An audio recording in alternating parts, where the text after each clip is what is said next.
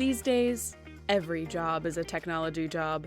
Whether you're a programmer, a marketer, or even just someone who sits down in front of a computer every day, you have a stake in the tapestry of the technology industry. Welcome to Wits and Wisdom, a podcast sharing insights, innovations, and inspiration from the award-winning Women in Tech Summit. Join host Gloria Bell, founder of the Women in Tech Summit, multi-hyphenate entrepreneur, and advocate for equity and equality in tech as she sits down with extraordinary guests from the WITS community. Listen in as they discuss wisdom from their career journeys, pro tips from their areas of expertise, and sneak previews of the biggest upcoming tech trends. This is Wits and Wisdom, a podcast from the Women in Tech Summit and Inspiring Tech Foundation. Hello, and welcome to Wits and Wisdom, a podcast sharing insights, innovations, and inspiration from the award-winning Women in Tech Summit. I'm your host, Gloria Bell, the founder of the Women in Tech Summit, or WITS, and the Inspiring Tech Foundation. And back with us to share the excitement with me is Isabelle Kent, the CEO of Philly Startup Leaders. Tell us a little bit about exactly what you do today with Philly Startup Leaders, what it is, why it needs to be here, and especially in today's business environment. Yeah, absolutely. I know that you've seen as many iterations of PSL as I have. And so the organization's actually been here for 15 years, serving the early stage startup community in Philadelphia through networking, mentorship, education, and just general convening and navigation of what startups need to get started and ultimately to get to viability and scale. So I'm the CEO of Philly Startup Leaders. I've been at this for just about 2 years, but I've been a member for about 10 of those years and more or less got the start of my career through this organization and the great folks that were there to guide me through. So Philly Startup Leaders is known for our early stage accelerator first and foremost. We do 4 of those a year and they're thematic. So soon we'll have a creative tech one coming up. Then we'll have blockchain, and then we also have healthcare and AI on deck. But we've been running these accelerators to 2014 to really help folks understand, what do they do once they have an idea? How did they go through the validation process? How do they ultimately get to a place where they have a viable product? More importantly, they can commercialize and make this a sustainable business for themselves and their teams and to solve this problem in a meaningful way. Prior to joining as CEO of Philly Startup Leaders, I was a growth strategy consultant for early stage startups. And before that, I worked for Cision PR Newswire, managing a lot of relationships here in the region. Before that, I was a tech recruiter and had worked for an early stage startup before that was building the TARP loans for the Department of Energy and Department of Labor. And that was actually when I first engaged with Philly Startup Leaders, because I'd gotten this job in a startup coming right out of the service industry. I had no idea what a startup was. And so by going to PSL events every week, a couple times a week, I had met this great community, Gloria, you being one of them, that welcomed me in with open arms and really helped me understand what startups were, how the ecosystems worked, and how you can actually build a company that solves some pretty significant challenges. So with PSL and all of the work that you're doing to provide this community and resources and education and information, let's give a plug for some of the events and resources that they have access to. Yeah, while we're known for our accelerator, ultimately what PSL does is so much more than that. We have so many events that we do throughout the year, including Entrepreneur Expo, which is the largest early stage startup showcase here in the region. Usually that's about 100 startups and about 1,000 attendees. In previous years, it's even gotten larger than that. And so that's kind of our flagship that's coming up here in 2 months in partnership with Diversitech and shortly after the WITS event here in April. So we're so excited to have that back. And we also do Founder Factory, which is really more workshop based. That's about 120 entrepreneurs that we bring together. They come in, they get actionable advice. We have a community platform called PSL Connect, which is just connect.phillystartupleaders.org. That's really the first stage to go find those navigational resources. But we always like to say that if you're new to Philadelphia, new to entrepreneurship or our community, the best place to get started is to come to one of our welcome wagons. Those are our monthly networking events. They're first Wednesday of every month here at the Mindspace in Philadelphia. Usually that's about 50 to 65 entrepreneurs that come through, pizza, beer, super casual. And that's really where you start to see this community buzz. I always say that the easiest part of my job is our community members, because when we throw an event like Welcome Wagon, there's no arguing that these entrepreneurs came here to share information, to connect with one another, and to build those bonds from business and interpersonal and social level. It's not sort of that traditional transactional gatekeeping that I think some people dread during networking events. And 9 times out of 10, you're leaving with warm intros, folks that can help you along with your journey. So we're really, really proud of those events. But even beyond that, we do lots of panels with Comcast, NBC Universal Lift Labs, and their programming, Ben Franklin Technology Partners, an investment group here that's a public-private partnership. And those programmings are focused more on how do we educate founders at every stage of their growth on best practices around tech, talent, go-to-market strategies, commercialization, talking to investors, even personal finance.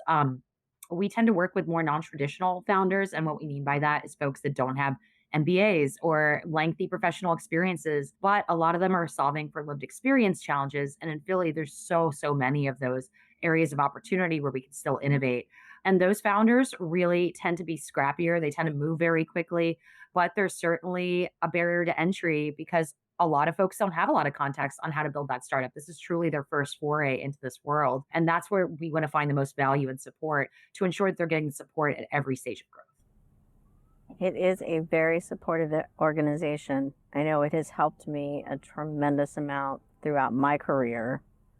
Mm-hmm. So, Isabelle, let's talk about how you got to where you are. And I know you talked about how PSL kind of led you through, the startup experience and learning what that was about and the people that you met. But along the way, what was the moment when you knew you wanted to lead an organization like PSL? Yeah, I don't think that there was one moment. I started doing these workshops for Shannon Morales of Trabaja, who was just finishing her PSL boot camp, had pivoted her company slightly, and had built this incredible community based recruiting platform and upskilling platform to connect emerging technologists. She had put up that PSL was looking for an executive director. And at the time, PSL had brought so much to me. I would not have the career that I have. And so I owed a great deal to this organization and the support structures that it offered. And this was really a great opportunity for me to give back and get engaged in an organization that I had so much hope for, that I knew brought so much value, but certainly coming into it in the middle of a pandemic, I knew that it was going to be difficult. I knew that there was going to be more challenges and more questions than answers. But I got really excited about that challenge because there was just so much more opportunity and things were changing so rapidly that this was almost like a blank slate, right? NPSL certainly hadn't done a lot of virtual events.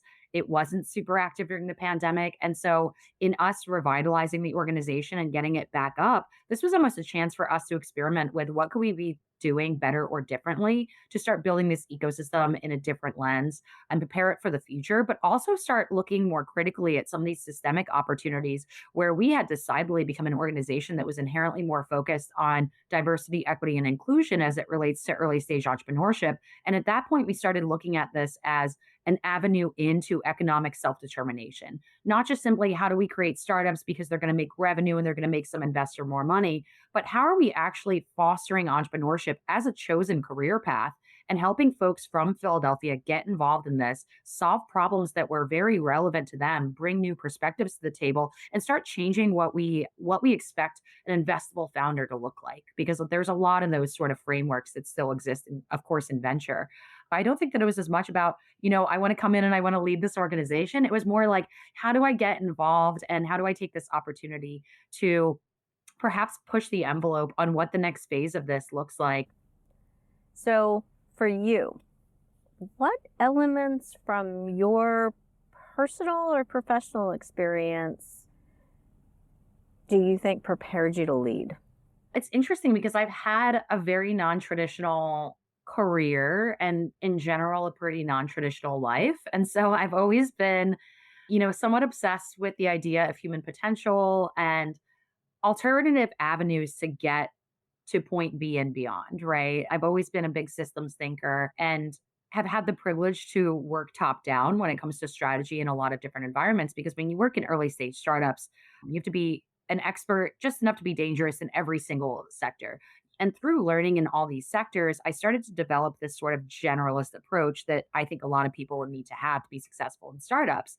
And then beyond that, working for Cision PR Newswire, and when I was at Randstad, having worked on the White House Tech Hire Initiative, I started to develop my understanding of, M&A and mergers and all these different industrial sectors, but also how do you build tech talent teams? So I got to see a little bit on how are we creating the future workforce.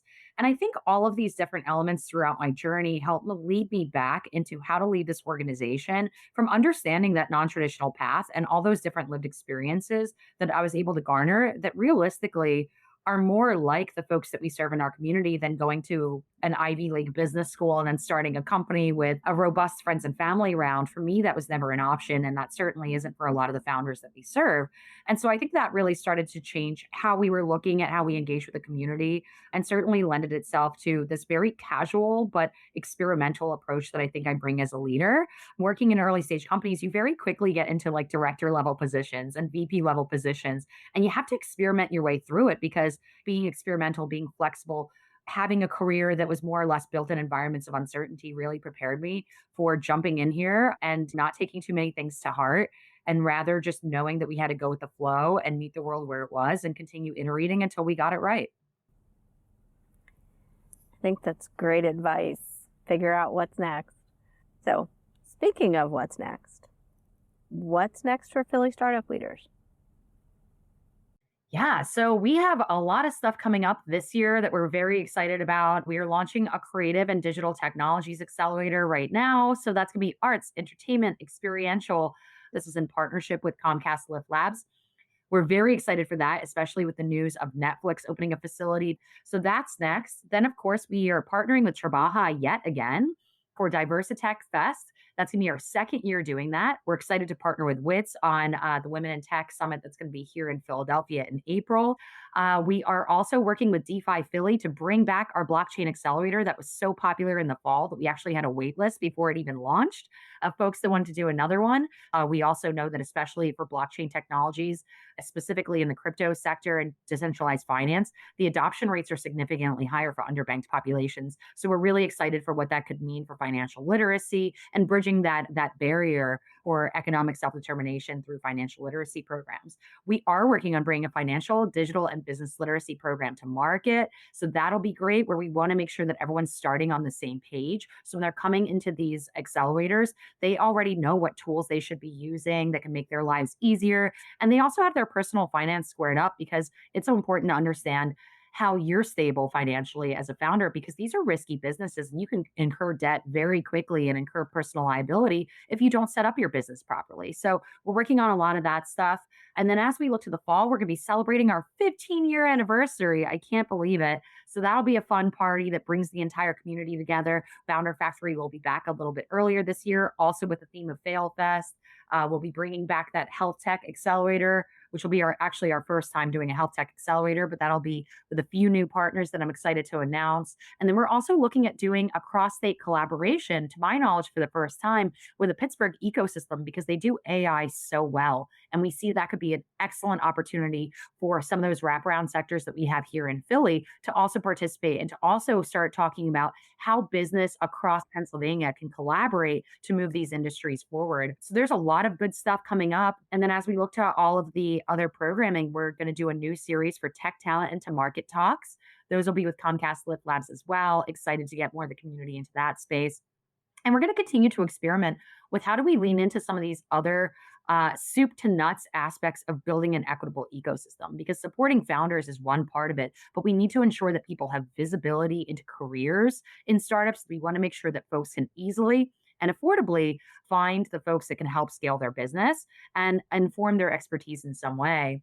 And then on the other end of that, how do we continue to advocate for the development of the startup ecosystem here in Philadelphia? Because part of our mission is to create more equitable entrepreneurship here in Philadelphia. But a large part of that also comes from how do we attract companies here to create those jobs? And we certainly see that leading into our immigrant communities here, into our international communities, the embassies that we have in our backyard to attract some of these growth stage startups could also help supplement that gap here in Philadelphia right now. So we're doing all sorts of things. There's so much from like the tactical interactions with our founders to also a lot of this vision work that we're actively participating in. That is all so exciting. So we talked about the future of Philly startup leaders. What about the future for Isabelle as an entrepreneur, as a strategist, as an individual? What's coming up next for Isabelle? Oh, yeah. You know, it's funny. That question never gets easier for me. And I don't think it does for most people. There's a couple different possibilities. I really would love to get back to working on my own startups. I just love that mental tinkering with ideas and making something valid and bring it to fruition. On the other side, I'm also playing with the idea right now about how do we build digital innovation labs that connect EIRs and subject matter experts across global ecosystems to work on these large scale ideas in things like climate change or the future of work, or these massively conceptual sectors that require a lot of solutions that fit together. And by EIR, I mean entrepreneur in residence. So these are folks that come in to help explore opportunities for innovation within a company, within a fund, and they will solve this problem and explore it and validate it and build a business case for it. And ultimately will, in some instances, actually build out the product itself or the solution itself. What we're finding is that EIRs are actually becoming much more popular, especially with underrepresented founders. And so I'll likely go into startups again. And I would love to also explore a future in venture. You know, it's a space that I only have had tertiary experiences with, but I think that funding is always a challenge for founders. I think in creating more access and fostering more equitable entrepreneurship, we need to have more representation in venture capital. We know that last year, less than 4% of all venture capital went to founders of color or solely women teams. That's a travesty. That's actually down from the previous year. And so what we see is that, you know, while a lot of this good intention and a lot of the conversations happened, the reality is a lot of that is still not being put into practice. And especially when we talk about those folks in our own community, we recognize that a lot of the founders here are still starting companies knowing that that venture capital investment is likely not going to be from them. They're going to have to bootstrap or use alternative means. And I would love to explore how maybe I can create more impact in that sector. I'm also really excited that as much as I love Philadelphia, to do more work on a global level. I think there's so many amazing ideas, and the world is smaller than ever right now, that we really need to collaborate and share those ideas internationally with other ecosystems and collaborate with launching these products. Strategy is absolutely my favorite thing to do. And so I anticipate that I'll stay closely tied to that sector. But I'm also very interested in economic development and ecosystem development. I'm not really sure what's next for me. I think the goal is to really stabilize PSL post pandemic, to really foster some of these larger conversations, and then take the day as it comes and see where those opportunities align for me a year or two from now, and where I'll end up next. But right now, I'm really focused on taking it all in, learning as much as possible, and also renovating my house. So doing a lot of things at once, but that's pretty on brand. I was going to say, all big plans and all very on brand for Isabelle. Isabelle, this has been such a wonderful time talking with you. Thank you so much for joining us. I always love an opportunity to chat with you, and thank you so much for sharing about Philly startup leaders and your journey. It was great talking with you. And thank you to all of our listeners. Please remember that you can hear from Isabelle and Shannon Morales of Trabaja at our WITS Northeast Summit in Philadelphia in April. You can get tickets and information for all of the rest of the 2023 schedule at womenintechsummit.com. Ready to learn more about the Women in Tech Summit? Visit our website at womenintechsummit.net. That's womenintechsummit.net to view our most up-to-date event schedules, calls for speakers, and sponsorship opportunities.